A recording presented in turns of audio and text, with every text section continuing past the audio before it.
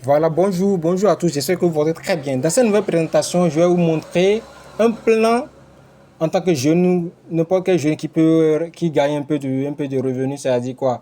Un plan qui va nous permettre de multiplier nos petits revenus que nous avons. Parce que dans la vie, ce n'est pas ce que tu gagnes qui est important, c'est comment tu arrives à gérer ce que tu gagnes. Ce qui est très important à comprendre. Parce que tu peux avoir un revenu de 10 000 et quelqu'un d'autre peut avoir un revenu de 100 000. Mais la manière dont la gestion de la gestion peut être différente. Ce qui peut amener celui qui gagne 10 000 à, dans le long terme, à avoir beaucoup de capital, beaucoup d'argent, que celui qui gagne 100 000. Ça dépend de la manière dont il gère chacun de eux. Le tout se joue au niveau de la gestion de l'argent, la gestion du capital, la gestion du petit que tu gagnes, la manière de ton salaire, la manière de ton revenu que tu gagnes. Donc, dans cette nouvelle présentation, je vais essayer de d'orner un plan à suivre, un plan qui est parmi tant d'autres. Il y en a plusieurs plans que vous pouvez essayer de faire, de respecter pour pouvoir essayer de fructifier vos petits revenus, de fructifier vos petits gains que vous gagnez de manière hebdomadaire, de manière mensuelle. Vous comprenez, donc cette petite vidéo, c'est ça que je pense vous présenter, parce qu'une fois que nous travaillons, nous cherchons à gagner de l'argent, une fois que nous gagnons de l'argent, il faudrait que nous sachions gagner, nous sachions également gérer les petits que nous allons essayer de gagner. C'est très important de comprendre. Donc, dans cette nouvelle présentation, dans cette petite vidéo, je vais essayer de vous donner un petit plan. C'est pour ça que j'ai nommé ceci. Comment investir en étant que jeune.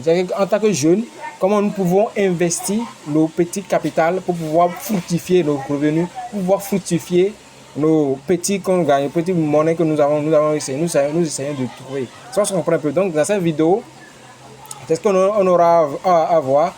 Maintenant, au niveau de ce plan, le plan est subdivisé en 4 parties. La première partie qui consiste à avoir une source de revenus. C'est-à-dire que nous devons avoir d'abord une source de revenus, c'est la première des choses. Maintenant, à base de cette source de revenus, c'est que nous devons peut-être avec des petits jobs. Vous voyez, vous pouvez faire des petits jobs, on va vous donner de l'argent. À base de ces petits jobs-là, vous pouvez gagner un peu de sous. C'est-à-dire que ça peut être à temps partiel ou soit à temps indéterminé. C'est-à-dire quoi? À temps indéterminé. C'est-à-dire que vous faites des jobs tout le temps, à plein temps, en fait. Donc, avec ça petit job-là, vous gagnez sûrement de revenus. Parce qu'il y a une chose que nous devons comprendre. La première des choses, quand quelqu'un n'a pas le temps, quelqu'un qui n'a pas l'argent, il faudrait qu'il doit avoir le temps. Vous voyez? Donc, il y a un principe qui dit très souvent que si nous voulons chercher de l'argent de manière légale, de manière loyale, ça part de 3 choses. À part ces 3 choses, on ne peut jamais avoir de l'argent de manière légale. C'est-à-dire, obligatoirement, si nous avons déjà le temps, nous pouvons avoir l'argent. Si nous avons de la connaissance, nous pouvons avoir l'argent. Si nous avons également de l'argent, nous pouvons avoir l'argent. C'est les 3 choses qui nous permettent de gagner de l'argent dans ce monde. Vous comprenez un peu? Donc, c'est la chose la plus basique. Donc, une fois que j'ai le temps, je peux prendre mon temps pour pouvoir jobber, pour pouvoir gagner de l'argent. C'est la première des choses. Après ça, si j'ai la connaissance, je peux vendre ma connaissance pour avoir de l'argent. Soit carrément, j'ai déjà de l'argent et j'investis de l'argent pour pouvoir avoir de l'argent encore en plus. Donc, c'est les 3 conditions pour avoir de l'argent. À part ces 3 conditions, on ne peut plus avoir de l'argent. Donc, je considère que si quelqu'un n'a pas de l'argent, si nous sommes jeunes, nous avons suffisamment de temps. C'est le temps, on n'additionne pas. Tout le monde a le temps. Vous comprenez? Tout le monde a le temps. Ça dépend de la manière dont chacun gère son temps. Vous comprenez? Donc, ça dépend de la manière dont chacun gère le temps qui lui appartient. Donc, dans ce plan, je vais commencer immédiatement d'abord avec, vous devez avoir au moins une source de revenus. Une source qui vous permet de gagner de l'argent. C'est la première des choses. Vous devez avoir une source de revenus. Donc, c'est pour ça que j'ai notifié au niveau du petit 1, avoir au moins une source de revenus. Vous pouvez avoir plusieurs sources de revenus, mais le minimum, c'est d'avoir au moins une source de revenus. Et à base de ce source de revenus, vous pouvez essayer de continuer l'étape de ce plan. Maintenant, ces sources de revenus peuvent être prévenues à base d'un job. C'est-à-dire pas vous pouvez avoir ce source de revenus. Soit ça dépend. Si vous n'êtes pas encore âgé et les parents vous continuent de donner l'argent de poche, c'est-à-dire à base de l'argent de poche que les parents vous donnent, à base de vos petits déjeuners, vous pouvez avoir une source de revenus. Vous comprenez un peu? Vous pouvez essayer de bâtir ces argent de poche pour pouvoir constituer une source de revenus. Soit carrément vous avez créé un petit business. C'est-à-dire quoi? Vous avez initié, vous avez essayé de créer un business qui vous permet de générer quelques petits revenus. Donc à base de ces revenus-là, vous pouvez essayer de continuer de fructifier les petits gains que vous avez et avoir beaucoup de l'argent. C'est ça que j'ai essayé de numérer ici, ici et ici. Vous comprenez un peu? Donc, la première étape, soit vous essayez de gérer votre temps pour pouvoir gagner de l'argent, c'est-à-dire que vous jobbez pour avoir de l'argent, soit carrément vous avez l'argent en poche. Vous comprenez un peu? Après ça, soit vous faites un petit business. À base de ce petit business, ça vous gérer de l'argent. Donc, une fois que vous avez déjà un petit revenu, une source de revenus, à base de ça, maintenant, vous pouvez essayer de continuer la procédure. C'est-à-dire quoi? Cette procédure qui consiste à faire quoi? à définir un budget en investissant quelques pourcentages de nos revenus. C'est-à-dire quoi? Bon, je gagne par exemple 100 000 francs CFA le mois. Vous voyez? Donc, à base de ces 100 000 francs, avec mes business, avec le job que je fais, tout ça là, je gagne 100 000 francs le mois. Donc, avec ces 100 000 francs maintenant, je peux essayer d'investir une partie, c'est-à-dire je peux investir un pourcentage de ces revenus-là. Vous comprenez un peu? Donc, pour pouvoir investir, il y a une règle. Bon, il y en a tant d'autres, il n'y a pas plusieurs de règles. Donc, la règle que je vais essayer de vous présenter dans cette vidéo, c'est la règle de 40-40-10-10. C'est-à-dire que cette règle qui consiste à faire quoi? Vous devez investir une partie dans l'investissement, une partie dans le loisir, une partie dans les besoins quotidiens, une partie dans les imprévus. Donc, c'est la règle de base. Bon, il y en a tant d'autres. Hein. Dans cette petite présentation, dans cette vidéo, c'est la règle que j'aimerais vous présenter. Vous pouvez essayer de vous adapter à ces règles-là. Donc, la première des choses, c'est que vous devez investir 40% de votre revenu dans les besoins quotidiens. Quand on parle de besoins quotidiens, qu'est-ce que nous sommes en train de mettre dans les besoins quotidiens? Donc, ici, vous devez investir 40% dans les besoins quotidiens. Quand on parle de besoins quotidiens, il y a le loyer, il y a nourriture, il y a le logement, il y a assurance, il y a abonnement, et etc. Bon, je peux dire en réalité, c'est les besoins quotidiens, que les besoins de base de l'Abraham Maslow. C'est-à-dire comme ça que le triangle de Abraham Maslow, c'est-à-dire se nourrir, se vêtir, se loger. Vous comprenez, c'est les besoins fondamentaux. Ça, si on se comprend un peu. Après ça, nous allons investir 40% dans les investissements. Quand on parle d'investissement, nous devons avoir 40% dans les investissements, c'est-à-dire dans les actifs. Nous devons mettre 40% dans les actifs. Vous comprenez un peu? Maintenant, après ça, vous allez prendre 10% de ces revenus et mettre ça également dans les loisirs. C'est-à-dire quoi, quand on parle de loisirs, ce n'est pas tout le temps que nous devons essayer de concentrer sur le travail, en train de réfléchir tout le temps, non. Nous devons se distraire aussi, nous devons faire des voyages, nous devons aussi s'amuser un peu. Nous devons aussi changer de localité. Vous comprenez un peu? C'est très important. C'est ça qu'on met ça dans Extra. Donc, nous devons nous sortir de nous-mêmes, sortir de être bornés de tout ça là. Vous comprenez un peu? Donc, nous allons investir 10% de notre capital, 12% de notre revenu. Donc, après ça, nous allons essayer de réserver 10% également pour les imprévus, parce qu'il y a aussi des imprévus des fois. Donc, il y a des imprévus qui viennent des fois. Donc, nous devons essayer d'investir, de réserver 10% de notre capital sur les imprévus. Donc, par exemple, s'il y a des malades en cas de sécurité, c'est-à-dire de sécurité. Quand on parle d'épargne de sécurité, c'est que peut-être il y aura des moments donnés, nous aurons des problèmes de santé. C'est parce qu'on comprend un peu. Donc, il y a des problèmes de santé qui peuvent arriver. Comme les problèmes de santé ne préviennent pas. Donc, il y a ça très important de comprendre. Vous comprenez un peu?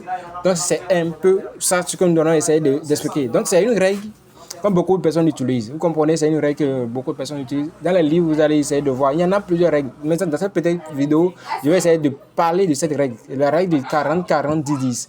Donc, c'est comme ça que vous allez procéder avec votre petit revenu.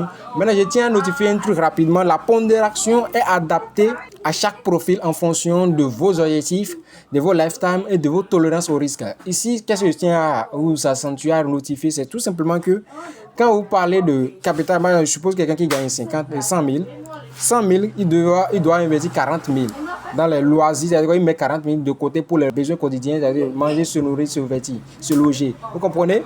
Il doit mettre maintenant 40 000 pour les investissements, il réserve 40 000 dans les 100 000 pour les investissements, il réserve 10 000 maintenant pour les vacances, les sorties, les extra-vêtis, se nourrir, se distraire. Vous comprenez? Maintenant, il réserve également 10 000 de côté pour pouvoir assurer ses épargnes de sécurité, c'est-à-dire quoi? Sa santé, tout ça, là, les imprévus, en fait. Donc, c'est comme ça qu'il va essayer de gérer ces trucs-là. Maintenant, il y a un truc que je suis en train de notifier. Par exemple, je gagne 100 000 aujourd'hui à travers mes revenus, à travers mes petits business. Si ça arrive maintenant, mon business se fortifie, ça évolue, ça accélère. Et maintenant, mes revenus mensuels maintenant sont venus à 500 000. Vous voyez? 500 000 là, maintenant, vous voyez que 40% de 500 000, ça fait quelque chose de 200 000. Vous voyez, donc j'ai 200 000 comme bénéfice.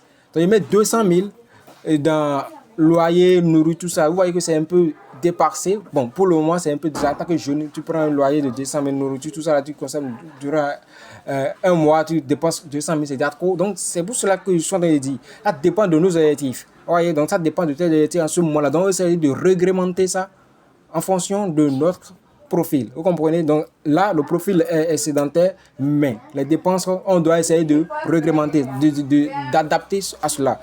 De la même manière, je parle à partir du risque. La partie du risque qui consiste à investir, on devait aussi investir 40%. Si on veut investir 40%, ça va être 200 000.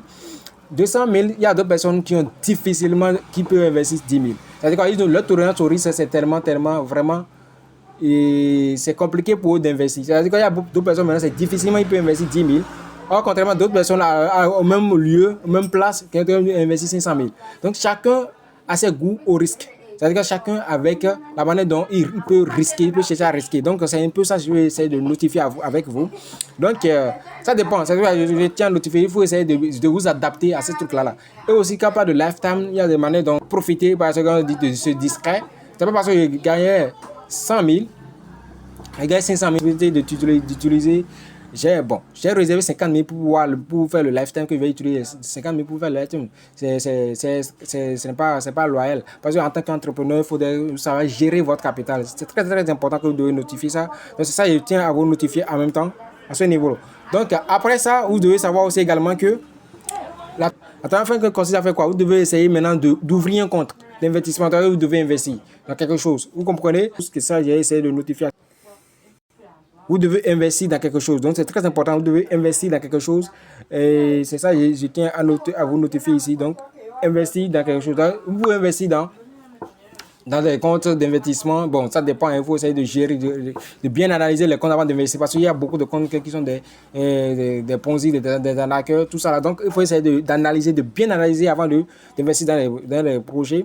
Soit vous investissez localement. Quand on parle d'investissement localement, c'est que vous investissez sur les choses physiques. C'est-à-dire quoi? Vous choisissez des choses. Par exemple, vous investissez dans l'agriculture. Si vous avez l'agriculture, vous faites l'agriculture, vous investissez dedans. Bon, vous semez, vous essayez de semer des choses pour pouvoir récolter et revendre. Vous voyez, non? Soit que vous investissez dans les élevages. L'élevage, bon, vous payez, vous élevez des choses. Vous comprenez un peu? Ça, quand même, vous faites autre chose. Il y en a plusieurs. En tout cas, vous investissez votre argent, votre capital, votre investissement, une partie qui est réservée pour l'investissement. Vous essayez d'investir et essayez de voir encore les fruits jaillissent au fil du temps. Vous comprenez un peu? C'est très, très important de comprendre.